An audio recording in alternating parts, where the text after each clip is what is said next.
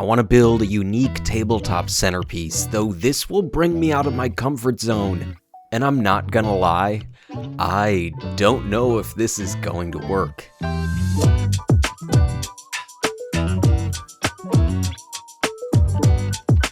Hello folks, and welcome to Dice Chatter. My name is Donnie, and at this moment, I am a nervous wreck. I want to create an interesting terrain centerpiece that incorporates a part of me, and I don't mean this in a figurative sense. I want my damn hand to be a focal point of this terrain build, and the only way I can imagine doing this is to create a mold and cast my hand. I've never made a mold before or casted anything for the tabletop, and venturing out into uncharted territory is a terrifying thought. So we take a deep breath and figuratively dive into this terrain build.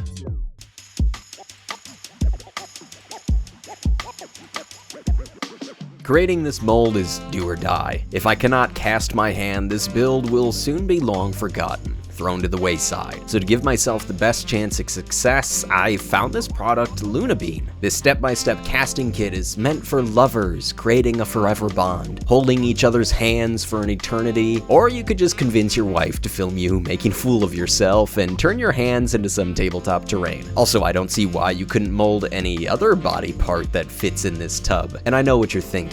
It's probably not a good idea to put your peen in the bucket, though it would be a nice small piece of scattered terrain. Oh, that's unfortunate. Anywho, this product does come with some step-by-step instructions, so let's cruise right through them.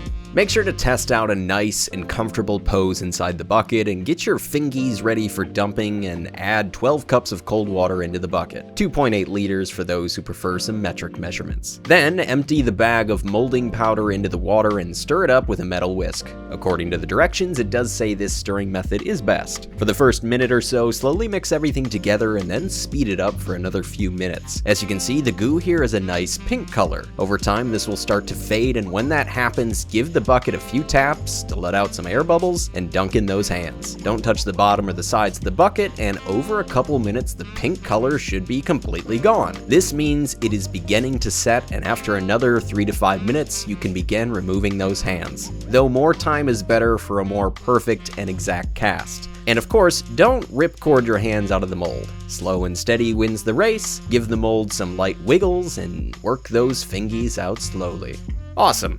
Our hands are now free, and we can get onto the fun part, creating the cast. From here, make sure any excess water inside the mold has been drained, grab yourself a bowl, 3.5 cups of cold water, and start to mix in the casting stone. Whisk all of this up for a few minutes, and you should be good to start pouring. Make sure to only fill up half or so of your mold right at the start, give the bucket a few taps to let any air bubbles out, and make sure to spin the bucket a few times so that everything settles into place. Keep adding more of the casting stone over a short amount of time and keep on tapping and spinning. Make sure if there is any excess plaster to throw it in the garbage when you are done, and there we go. We let this sit overnight and we can carve away at the mold in the morning. Was I a bit nervous tearing this mold apart to find what I hope to be a pair of solid hands? You betcha. Though as I cut away at the hardened gel, a hand appeared, and then a few fingers, and nerd glee overtook me. It actually worked, at least for the most part. A couple fingers broke off during the process, but that really didn't bother me. They can always be used for other fun terrain projects. I guess if you have any cool ideas for what I could use the other hand for, let me know down in the comments. Unfortunately, according to the directions, these hands will need a long time to dry out. 7 entire days. So we have some time to figure out how we are going to incorporate this hand into some tabletop terrain. And speaking of that, what the hell am I gonna create? I play a bit of Frostgrave in my free time and on the channel. For those unfamiliar, it is a wonderful tabletop skirmish game where wizards cast spells and capture treasure. And looking at the cover of the Ghost Archipelago tome, it spawned the idea of the glory of ancient wizards, using their hands to create and cast powerful incantations. A statue may have been created long ago and then forgotten.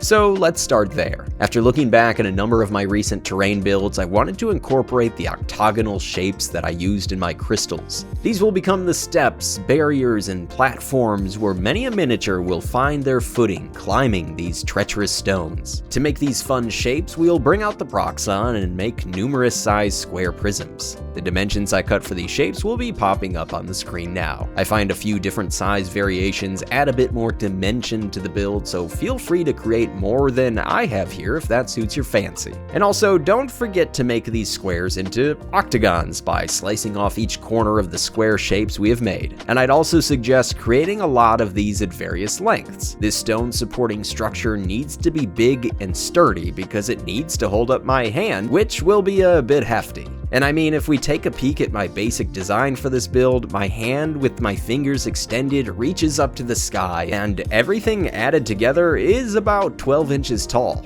To me, that sounds like a pretty big centerpiece.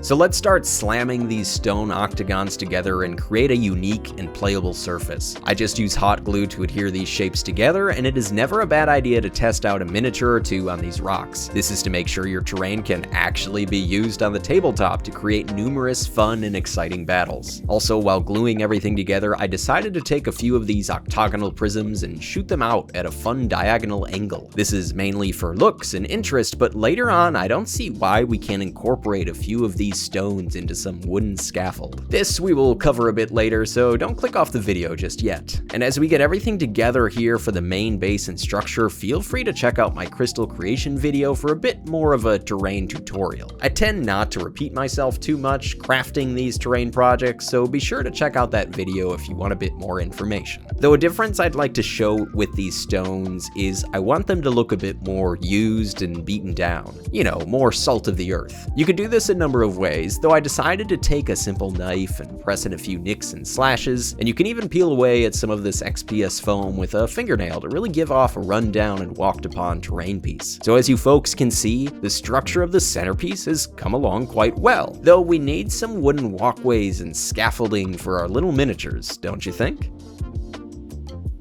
As some of you may have noticed, I put a handful of these pink octagons roughly at 3 and 6 inches tall, a perfect place to start thinking about where some models engage in some climactic combat. We take a number of thin dowels and carefully carve them with some knives and saw blades. This is a really good way to get some extra details into your terrain builds with minimal effort. From here we stab a few of these bad boys into and around the 3 and 6 inch marks. These will be the supports to hold up these walkways, and it's important you do not glue these in at this time. Trust me, I do want to take a moment to dry fit everything and complete any adjustments. These walkways will be near spitting images of my most recent terrain build, my wooden bridges, so if you haven't taken a peek at that video, be sure to for a more detailed tutorial. From here we need to place our hand atop of this base and really start to see this creation come to life. And the more and more I look at it, I feel the hand itself is lacking a place to put miniatures, because why even place the hand atop of this terrain piece if it doesn't even offer any sort of playable space? So let's make sure to plan out a spot for a model or two and further increase the area where we as wargamers at the table can create interesting and critical decisions. Because I believe the creation of choice at the gaming table is critical to an exciting game. And we just need to do a couple more things before we head over to the gaming table with this centerpiece. So let's not hesitate and slide right on over to painting. The army painter was nice enough to send me some paints in my last video, so why not tackle another terrain project using some of the products they have provided. As you probably noticed, no stone hand or walkway are present on the foam base, and that's because I didn't want to make painting this varied and unusual terrain piece a chore. So let's paint most of the stone crystal base first.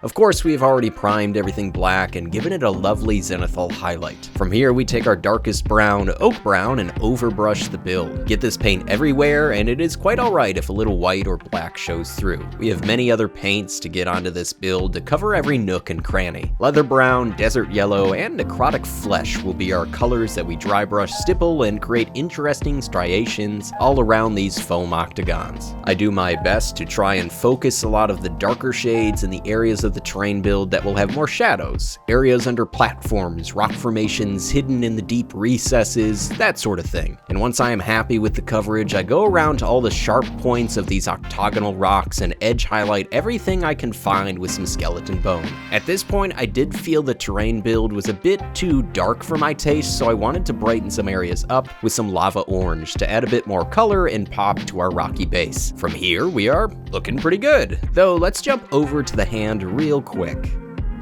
I want the hand to be a different theme than the rocky base beneath it. It felt like this hand was carved and crafted in a different land and then brought to this plane of existence where my crazy tabletop creations reside. I decided to prime everything gray and took some mummy robes and overbrushed the entirety of the stone. I figured when we grime the entire terrain piece, we can really focus and get some nice details into this long and forgotten hand monument. For our walkways and scaffold, we will quickly run through the paint scheme. We paint on some warrior skin in the recesses. This goes between each log and all along the underside. Aged hide will be our highlight color of sorts. This we focus on the tops of the logs. And for the last three colors, we go a bit wild and splatter it anywhere we like. This gives some good variation between each wooden platform. Of course, we cannot forget about some rope holding these platforms together. For this, we use some pearl cotton and loop it all around these logs and secure it down with some PVA glue that has been mixed with a bit of water. When everything dries, we slam the walkways into our rocky base, and we also take our stone hand and pin it into the top. Make sure to glue it all down and that it is secure. This means we now get to blend everything together with a bit of griming and then some light dry brushing. For the grime, we take every army painter wash and run it through with the airbrush. Think about areas where mold and mildew would build up and focus on making all of these three separate creations come together as a cohesive whole. I really do take a bit of extra time on the hand to really give it an old and ruined feel. Don't forget to brighten the edges and highlights back up with a bit of dry brushing. I choose some mummy robes, but really any bright color should do the trick. This is always a good step for any terrain creation and gives a little bit of life back into the build. And finally, let's finish this build off with a few fun details, a bit of graffiti, some blood, and the skulls of warriors past.